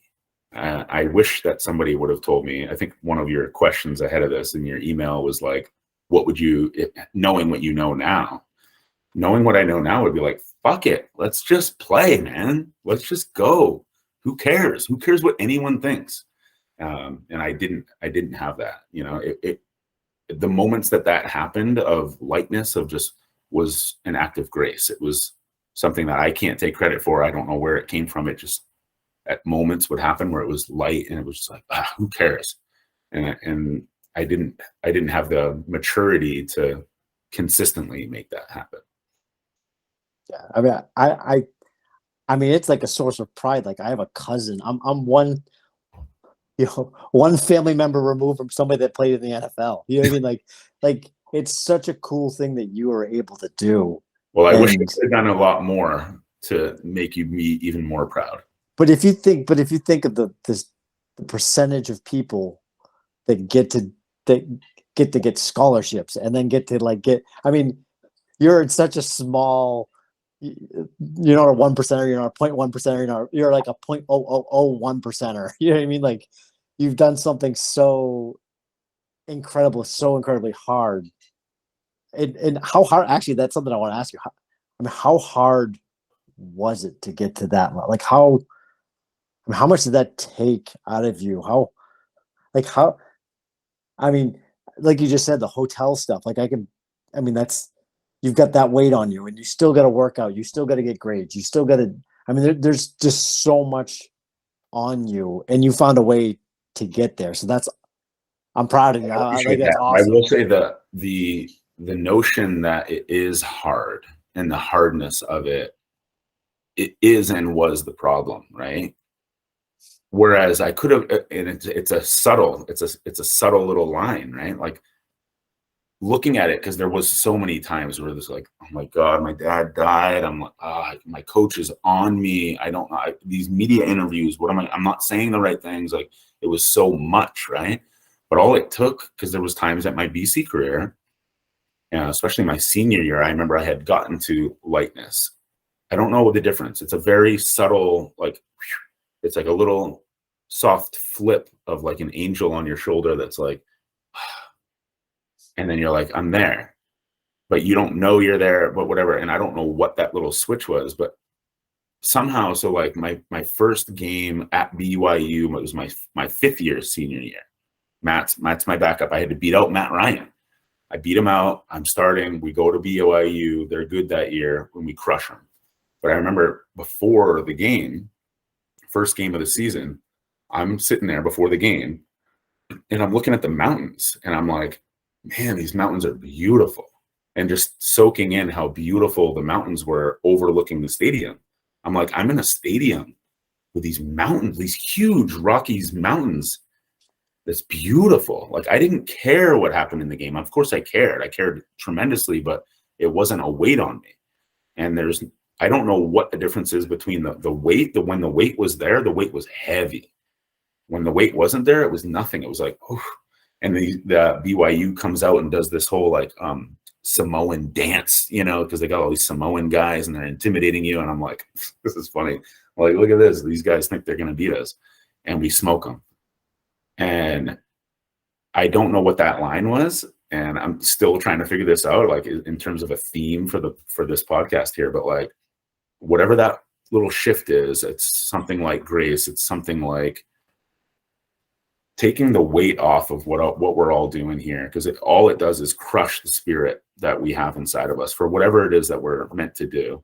And I've been on both sides. So to answer your question, when it was all the times, whatever it is that I did that made me kind of be able to continue on in whatever way I did in my career was not hard. The good things were actually easy. It was light. I had worked. I had put the time in. I had the good, my brain can work. I can see, I can throw. I've done all this, right? The ones that the bad moments, the moments of like, how did that interception happen? Oh my God, thinking about interception, then another interception happens. And that was hard. The hard part of it was the negative, was what made the negative, made bad things happen. And the bad things become more bad things. The light side, the ones that made, that was easy in some weird way, right? It's like what Tom's doing and what Aaron Rodgers has done in their career and like Patrick Mahomes right now. It's actually not hard. They're not struggling. They're having fun. They're like showing the world how cool their talents are. And I'm at least lucky to have tasted some of that. And tasted that lightness. And so same in my business career right now. Like I feel like I'm just going to be light in my conversations. It comes across to the person I'm talking to. And I'm now at the point about to be 40 where I'm like, I'm done with that heavy, tough. I don't need to wake up and put all this pressure on myself. I'm going to show what I've got. I've got some skills. I've got some talents, and here we go. Let's go. You want to do business? Let's do business. And it comes across really well. So yeah, the good stuff is actually easy. Yeah, it's interesting. Like I told you, JT and I have been doing this ultra running thing, and I see so many parallels to what you're saying. It's the one thing, like when I'm trying to run a ridiculously long distance. I don't know how you do that, by the way. I run a mile and I'm like, oh, this is so brutal. I still run a mile and think it's brutal. But JT and I both have run 90 now. we're on a quest to get over 100 and beyond, but we both made it 90. But it doesn't. But like on one of those runs, it doesn't take much for that mindset to go the wrong way. Yeah. And then all of a sudden, everything's spiraling out of control. Yeah. And all it takes is a little. It's interesting when you were saying like you're looking at the mountains. Like I run here in Maine, it's beautiful. There's nice places around. Like all it takes is like I appreciate this moment that I'm in, and everything can change the other way. Like and trying to like recognize that that's a thing, and when things are going bad, I can turn it. I just need to turn the direction around. I just need a different perspective, and that's it's easier said than done. Yeah, and who's the you that is going to turn that around? So I remember, so I got into Canada, where now I'm older. I had 2 kids. I'm 30, and I'm like still playing. And I remember back to times where it's been light, and I remember back to times where it's been heavy. When it's light, it's good, right? And then all of a sudden, I'm super nervous before a game, and I'm like, no, don't be nervous. And then my mind starts being like, okay, no, don't, you can't be nervous. And I'm like, oh, but now I'm more nervous. And then you're all of a sudden you're fighting against yourself. So what is it, right? And so that's why I think it is a peeling back of, so like I can imagine with long distance running, for me, it has to do with my knees, and I just don't like it. I'd rather sprint. I'll do sprints and stuff. But long distance running, within a mile, my brain's already like, oh, this fucking sucks. I don't want to do this anymore. And then it's just going to go bad. But who is it? What is it that, because you're talking to yourself, and the talking to yourself's making it go worse. What is it? So it's something other than the talking mind that has to sort of come up. But I think it's a peeling away of the thoughts and the talk, or at least ignoring it. Like monkey mind. I like thinking about monkey mind, which is like a Zen theme, is that there's this monkey mind. It acts like a monkey. It's talking, it's doing its thing, and it wants to do it, whatever, it's doing its thing. And you can kind of witness that and just ignore it. And whatever that witnessing is that can ignore it is who you are. That is what you are. And that thing can run for 28 miles. It can keep going, but it's the talking mind, it's the monkey mind that can bring it down. Yeah, it's such an interesting world to try to explore that. Yeah, I don't have the answer, but I know I've experienced both sides of it, but I definitely don't have the answer. Once again, the craziness that we're trying. There's something about being comfortable with being uncomfortable. Mm-hmm. That like going through that, like that. My first mile, no matter how many times I've run it, sucks.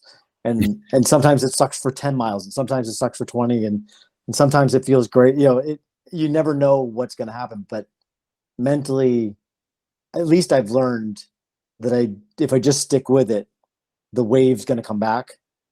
It's going to come around and go. There's going to be the other side to this. And I think with life, it's taught me a lot about life too. Like things are going, we're in a bad spot right now. I just got to get to the other side of this, and believing that there is another side. Yeah. And I think that's, for me, that's what I think I've learned in my little journey recently doing this stuff. With the running, when you do come on the other side, so like the first mile sucks, and then you somehow are like, something says, keep going. There's another side to it.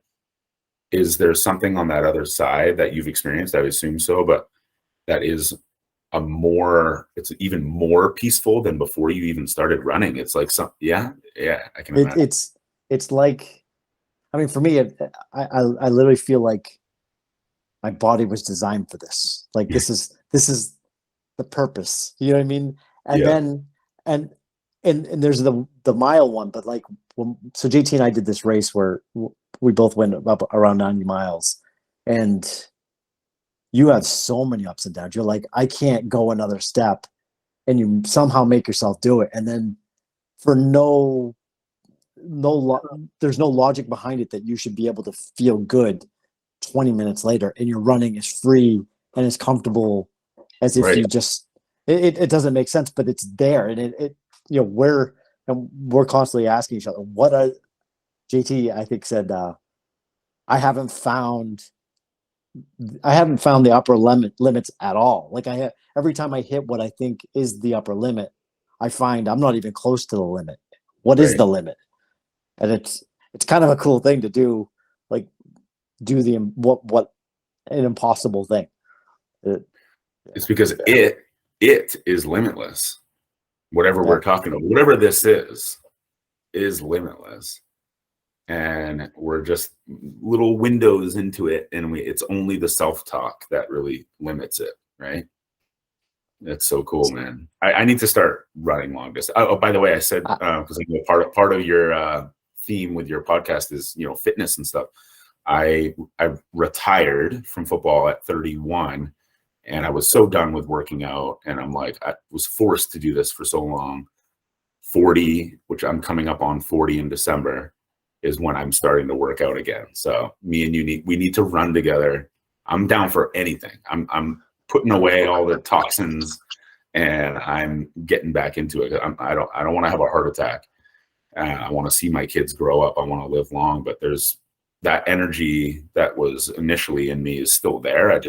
I've given it a moment to sleep for a little bit. So I named this podcast BOPTMN, which is kind of like Ben and Optimum. And it's kind of like a thought of like trying to, I mean, I've kind of been on this, like, what is optimal? Like, is it a keto diet? Is it, vegan? Is it, and I've been messing around with different things, working out, different types of working out, and I'm all over the place and I can't seem to pick anything. But what do you think, like, if you're looking at like what for you, what is an optimal day? Like, talk me through like I would love to sit on a beach and drink margaritas, but that's not an optimal day for like give that a couple life. Days and you're going to be miserable. Right. So talk me through what you think an optimal day is. Like, how does it start? What times it start? Like, talk me through the details. In my current situation right now, so for one, or even what you think when you're getting in shape, whatever you think. I'm interested. I think that whatever form of meditation or prayer, I think needs to be part of it. Meditation saved me. So tell me more about that. I want to know more. My meditation is running.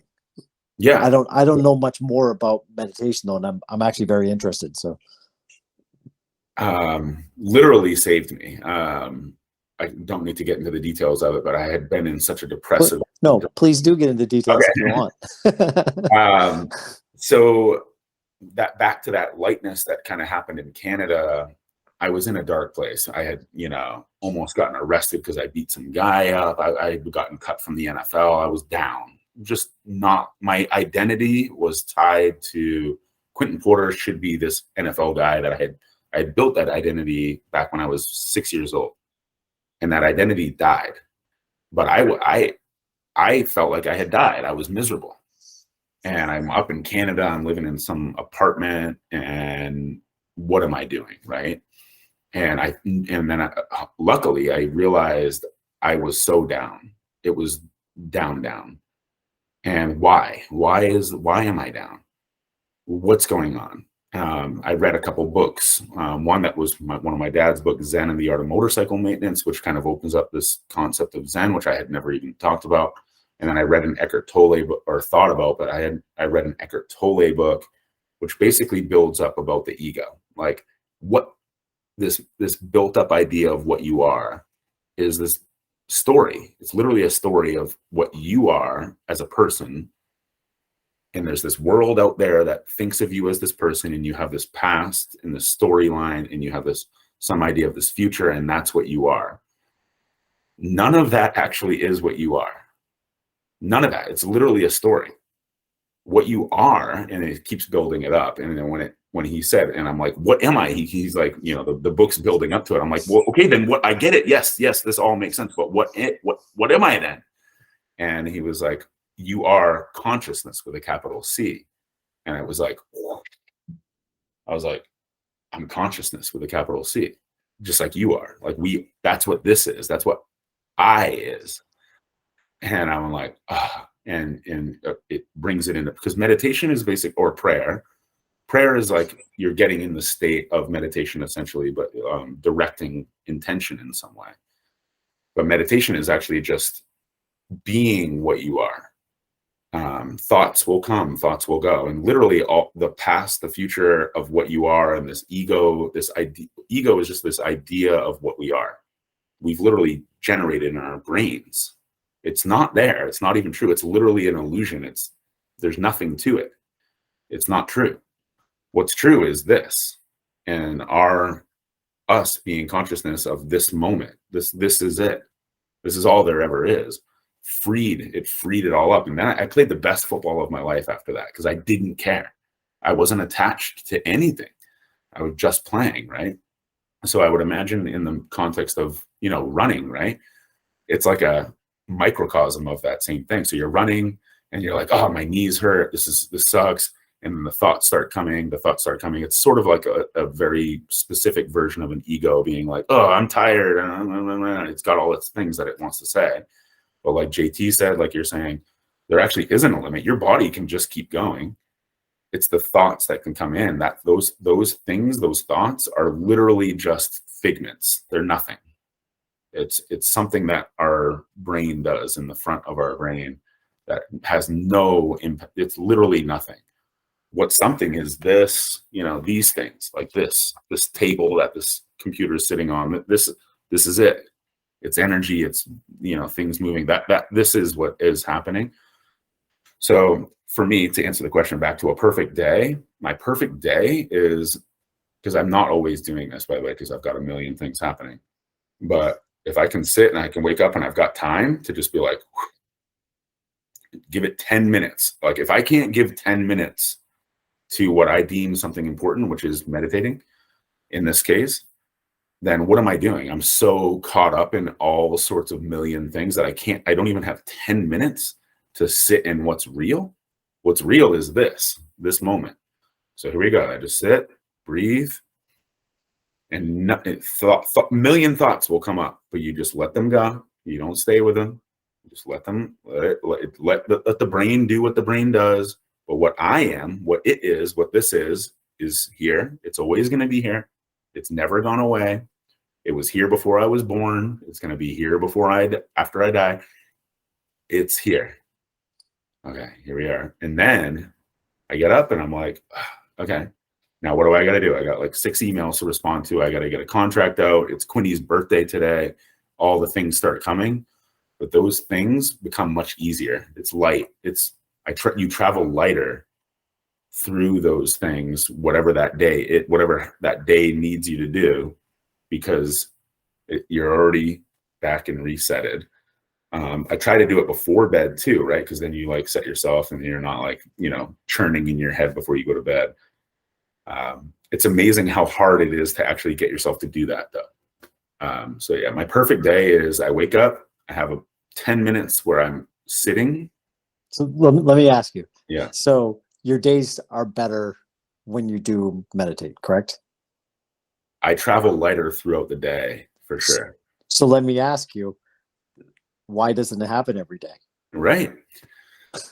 Yeah. So the days it doesn't happen is like, oh, I slept a little bit longer. Oh man, I got to get that email out, and then I got this, and then it's instantly already all the things are going already, and I'm like, okay, forget the meditating part. Now I'm on to it, and then I realize it's 6 p.m. and I got to go pick up the kids, and now it's already right. And sometimes it just happens. That's my it's when I'm not on top of my game. But logically, if you'd taken those 10 minutes, right, everything else would have been better. Or just wake up 10 minutes earlier, Yeah. And why that happens, I'm gonna blame it on becoming 40. So I'm putting my mark on when I become 40. I'm back on my game every day. But no, for the most part, I've been pretty good at the morning. Like, all right, take a moment,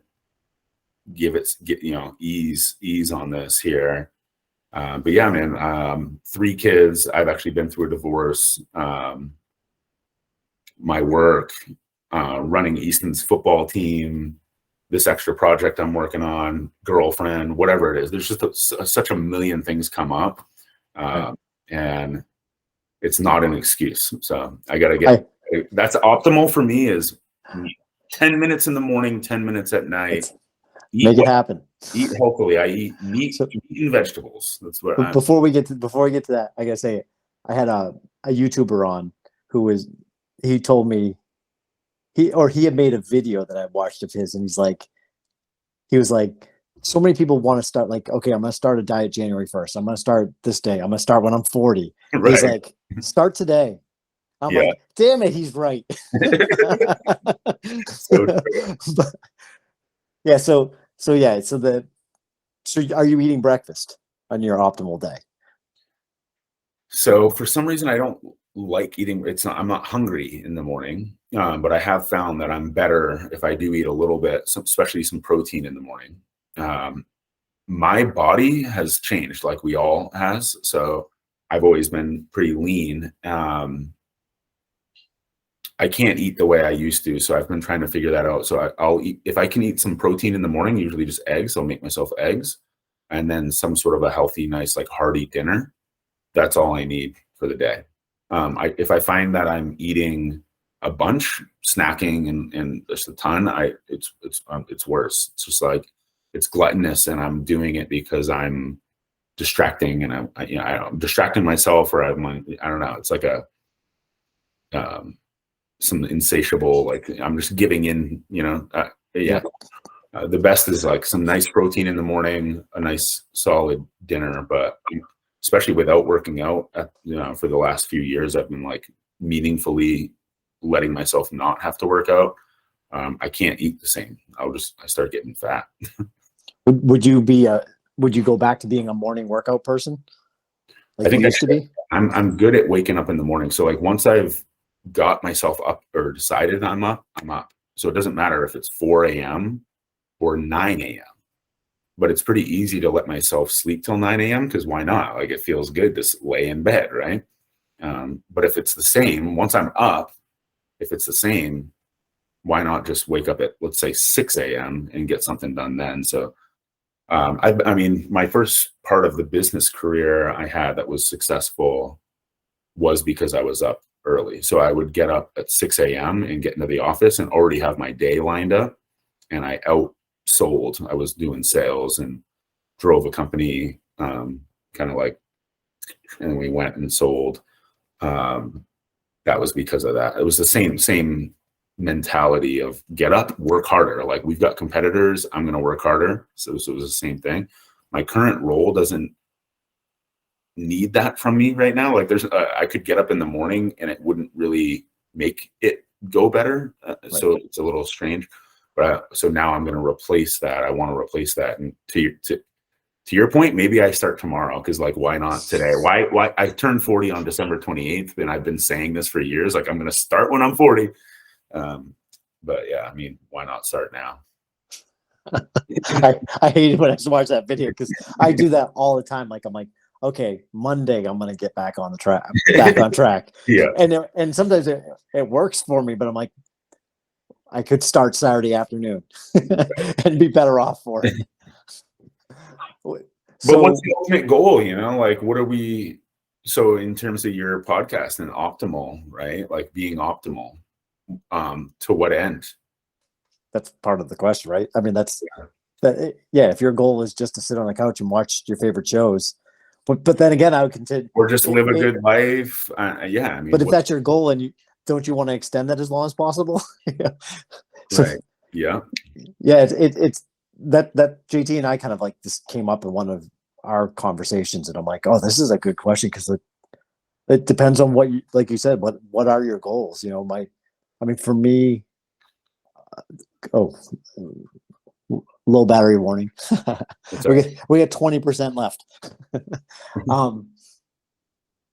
What is I think about like my relationship with our grandparents, my other grandparents, and how active they were for a long period of time, and then it kind of faded off. Like I'm like, I want to be there for my grandkids. I want to be there beyond that. I want to be around as long as I can, able to do as much as I can for as long as I can. So that's my what was the word you used? Purpose, right? Yeah.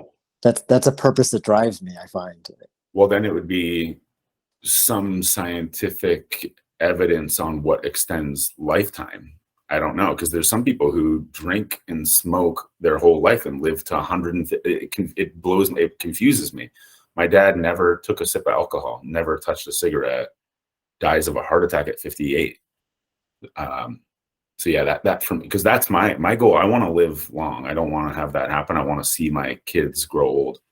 I also have the goal of, I want to live every day. Like I want these days that I've got to be good days, right? So like if I'm eating kale and making myself miserable because I'm running and I don't want to, is that maximizing the days I have, right? So I don't know. It's a tough one. I know for me, like if I get my exercise in the morning, and even if I honestly, if I push hard, like if I number one, if I have the less I want to run and I do it, the better I feel about myself that I did it. And whatever happens during the day will never be as miserable as my run was. So like, and there is something to like I mean, I feel the same way if I work out. I mean, it doesn't have to be running. It could be swimming. It could be weightlifting or whatever. It's like I'm pushing hard, and then my day is easier than that. It's taking the edge off my day. I feel like I'm a better version of me when I've taken that edge off. Yeah. And I feel like I'm on a healthier path. So I mean, well, I think if we have a second podcast, what we should do is I'll try some long distance running, getting that going, because that's one of the things I need to like. I want to incorporate cardio. I'll just call it cardio. And I'm like so adverse to wanting to. It's not something I want to do, but I know I should. How about you try meditating? And I bet you that you'll see that meditation's harder. I already want to. Yes. It's no, I've 10 minutes quiet with yourself is hard. There's a funny story here, which I don't have time to tell it. I couldn't tell it well enough, but Jerry in January went to a float tank together. Yeah. Oh yeah, they told, yeah, they couldn't do it, right? They like, yeah, they went insane. I have I built a sauna at my house, and usually D and I will go together, but sometimes I'll go alone. And no, alone in your thoughts is absolutely yes, deal. I'm willing to start mine tomorrow. You gonna start running tomorrow? That I don't know. Right? No, I think that's great stuff. I want to get to nutrition. You were saying briefly like what your thoughts on healthy, meats, proteins, and vegetables, and what are your thoughts on that? Yeah, for some reason, for me, I don't follow like some sort of a diet, but carbs, like especially breads and things, don't feel good. I like eating bread with butter on it and taking a few bites, but I've noticed that like I'm like, ugh, I don't like it. So I've naturally moved away. It just like it doesn't. I'm not compelled to eat, which I think ends up being gluten. So somehow naturally, luckily, I think I've stayed very lean. I just eat meats and vegetables. And my brother Mike, by the way, he had gotten overly overweight and went to keto. So I'm not like I'm doing keto, but he did it and was like, oh wow, it's amazing what's happened there. So he got into the ketosis, like he's like super quick. I think that's naturally what I want to eat meat. I want to eat meat and I want to eat fish. And if vegetables are there, great. Things like sugary, bready things don't appeal to me. So luckily, it's just not what appeals to me. So I stick with that. It seems to be good. Yeah. I find so I did some mess around like a couple of weeks of keto and a couple of weeks of vegan and a couple of weeks of vegetarian. I've tried a bunch of different things just to see how my body performed on each. And I think the thing I kind of thought when I got to, or at least it is more about what you're cutting out than what you're doing, I think. And it sounds like like you said, you're naturally kind of avoiding some of those. Well, I did try vegetarian kind of thing for a while, and that didn't feel right either. Like I feel like I need meat. Yeah. Yeah, I felt with vegetarian, the one thing for me, when I was doing keto or carnivore, I'm looking forward to every meal. When I was doing vegetarian, it's like, Ah, Yeah. this is not going to satisfy me. Yeah. And how's the juice worth a squeeze? You know, like whatever benefits a vegetarian diet would give me if I'm miserable eating it, like, yeah, at Yep. that point you got to enjoy it too. Yep. JT has corrupted my world, just so you know. He got me into freaking ultra running, which I hate running. He him and I did a podcast. He started a podcast, and I was his first guest, and then he never released it. Yeah. But he goes, have you done any fasting? I'd never done any fasting, and since then, him and I have done like 3 and 5 day fasts. Those Yeah, are really I interesting. think I do that too, naturally, without thinking about it. But I'm interested in it because I've heard some good things about fasting. So when you say 3, 5 day, what does that mean? So I've done 3 days and 5 days.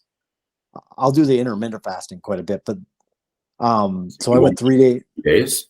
I did no food for 3 days. The first time I did it, like I didn't exercise much. The second time I did it, I was training for my Ironman, and I did full training for 3 days.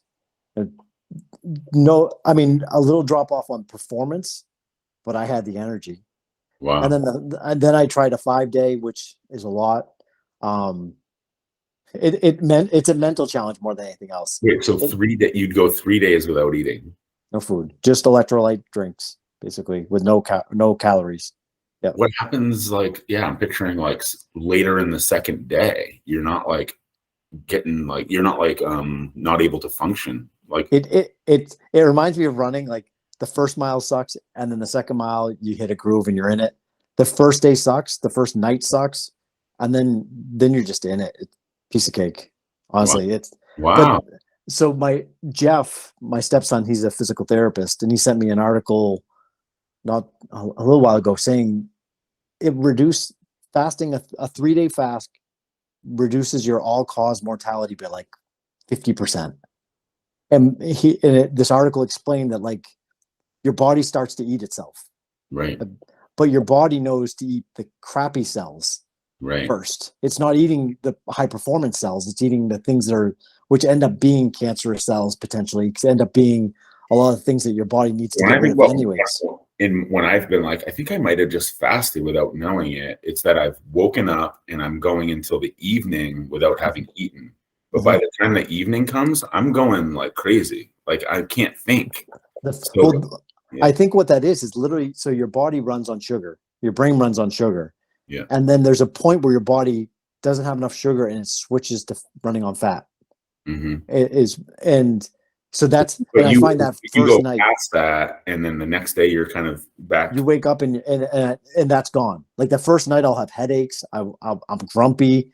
Yeah. The next day, it's a piece of cake. It's wow. Just like, yeah. I mean, and the other thing, the other huge benefit is that meal. I heard somebody, Lex Friedman, who I listen to, does a podcast. Yeah, I like Lex. Yeah. And he was saying that he fasts before any big meal. Like if he's going to go out to dinner with somebody, he'll fast that whole day. And there's no doubt that first meal you have after not eating for a longer period of time tastes better. Yeah. It amplifies everything. So it's, yeah. Oh, I would imagine the meal before you start fasting, like, give me a good one, right? It's like, give me potatoes and a steak. And yeah. Wow. Okay. I've never thought, I've known about the concept of fasting, but I didn't know 3 days. Yeah. And 5 wasn't 5. I think 3 is a good number. I thought 5 was a bit much. 5 seems ridiculous. Like 5, I'm going crazy. But it's hardening your mind. It's testing your, I don't know. That's cool, man. Yeah. Like I said, it's all due to JT and his freaking influence. Yeah. Yeah. I don't want to cut this too short, but like we've been on for a while, and like I said, my battery's gonna go. And I definitely want to hook up again. This is awesome. I feel like we've only scratched the surface, and I know if we had JT here, we'd be going down a whole other roads. Any final thoughts on like any final thoughts?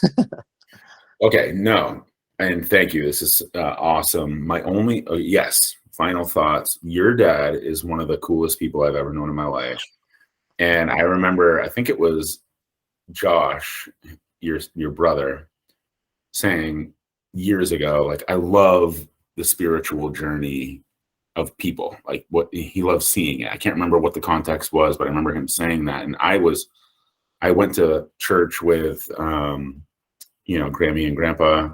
I went to, I've dated Jewish people who are, I'm like, all right, I'm like exploring that. Obviously the meditation stuff and getting into Buddhism or whatever. But I think a lot of what I've been talking about in this podcast is a spiritual one. And your dad, to me, especially because of some of the other versions of Christianity that our family, without getting into that, it is, your dad's was one of love, and he married me and my wife. It was an amazing experience. I think he's so cool. Curious how, as you talk about things like this, right? Like you're, all optimal, optimization, the best day, health, all that. Curious, Ben, as a cousin of mine, where is your spiritual journey? Is it Christ? Christ is the man. Is it something else? I'm curious about that, and we can talk about it more later. But that's one thing I was interested in seeing where you're at. Yeah, yeah. I don't, honestly, we just had a huge family debate last night on what do we believe, what do we not believe. Yeah, there were some interesting answers. But let me first start by saying, after your dad passed, I think after the funeral, or maybe even like directly after the funeral, I remember asking my dad, I'm like, "Do you believe Mike's in heaven?" And without a hesitation, he said yes. Mm-hmm. And your dad wasn't a devout Christian, no, yeah. Right? And which is a complete opposite of what Grampy said to me the day after my dad died. He said he's burning in hell. It's going to pass down for 7 generations. And I don't feel that way. I don't believe in that. I believe. Well, what do you think that your dad meant by he's in heaven? I think in the little bit that he said, if I'm remembering correctly, it was more on how you live your life, not who you.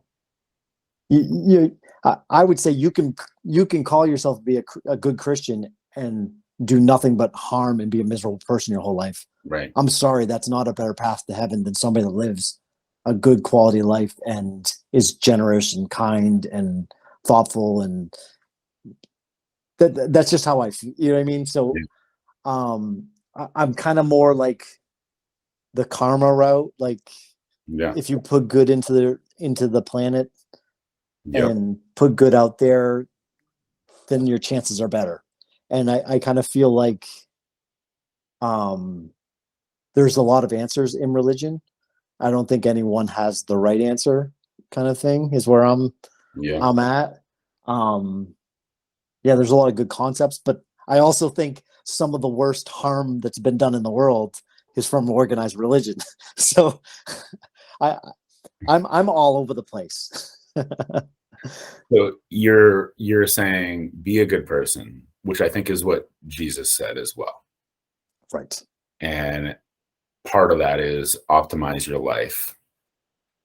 And I appreciate that, man. I've always appreciated what your dad has stood for, compared to the other side of the really strict side of the religion. And I've seen it with you guys, with you and Josh and Sam as well. So that's really cool, man. Food for thought for later, but this would be a great conversation if we had JT here. Because you get into the whole predestination thing, which I still haven't wrapped my head around. I think you put it right with energy into the planet, or energy, that it's all energy, right? Be good. It literally is all energy, and people can read that right away, right in the room, the moment you step in with them. You've always had a great energy, Ben. Your dad as well, and that permeates, man, really well. I'm lucky to have you guys as a part of my family. So, and I gotta say, so here's my little confession to you. I get so inside my own head. Like this, Yeah. like so there's times you've come to the beach and you're there. I'm like, oh, Quinn's here. I'll say hi. He's like, oh, what do I talk about? I don't know. I'm sure people just talk to him about football all the time. He doesn't want to talk about that. And then I start doing this whole snowball in my head, and then I end up not saying anything. Where I know I could have a great conversation with you, which this podcast is proof of that. And it's a way of me forcing myself, like, stop doing that. Like, enjoy people's company, enjoy the conversation, learn from interactions and stuff like that. And I feel bad that there's been times at the beach where you and I only said 3 or 4 words to each other. It's like, Yeah, I agree. It's a missed opportunity. Football was one act I was playing in a large play of this body doing what it's one thing. Yep. And it is what it is. I've had to give it up. So people around me have to as well. It is what it is. I'm happy to talk about it. It was awesome, but it's also, it's one piece of what I am. Yeah. So, dude, really appreciate the conversation, man. Let's definitely agree. Gotta get JT in for sure. Yeah. And I'm hoping to get, I'm hoping to reach out to Luke soon. Yeah. Because I really want to talk to him. But he'll talk all day about the police officer stuff that's happening, like relevant stuff, with how police are treating people. Like we have some great conversations. Yeah. Awesome. Thank you so much, Quinn. We'll definitely hook up again soon. Great to talk to you, brother. I appreciate it. Have a great day. All right. Take care. Get some sleep. Later, bye. Bye.